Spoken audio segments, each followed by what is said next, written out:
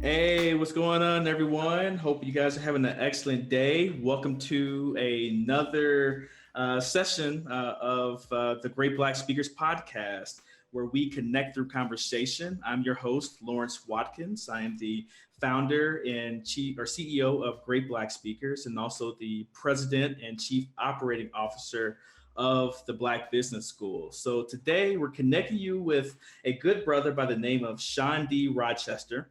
And Shawn has written a book. Shawn's book is called The Black Text. I have it right here. And I was looking through the book and I was like, Shawn is an excellent person to bring on to the program to talk about all of the different ways that, just being Black, we're taxed in America.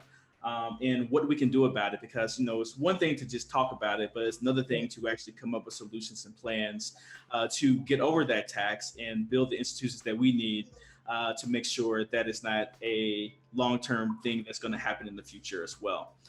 So Shawn, how are you doing today, man?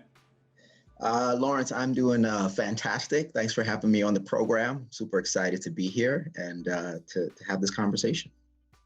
Yeah, so let's jump right in. So can you just give the audience a little bit about your background in terms of, what led you to write this book, just from your previous experience, just being Black in America, but then also education, job, and all of those different types of things.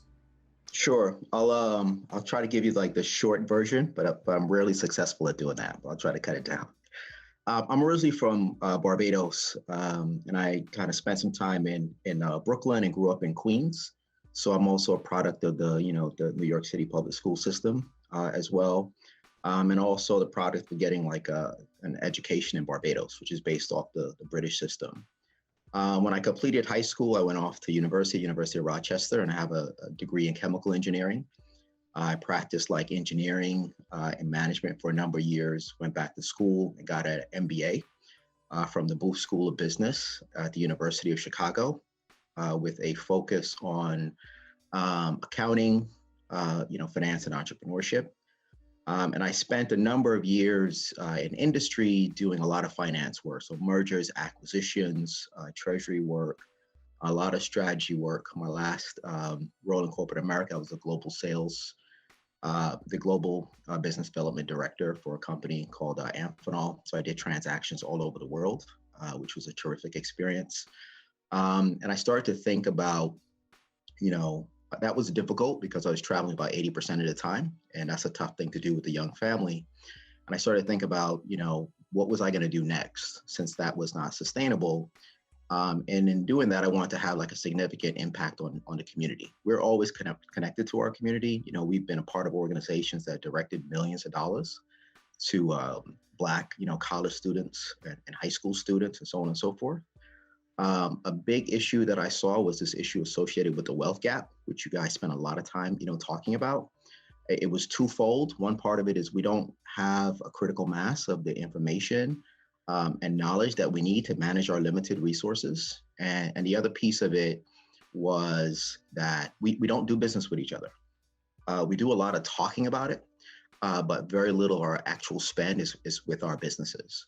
So how do we attack, the pillars of this gap? And part of that was through, financial education advisory work that we do with folks and institutions that's really targeted to our community.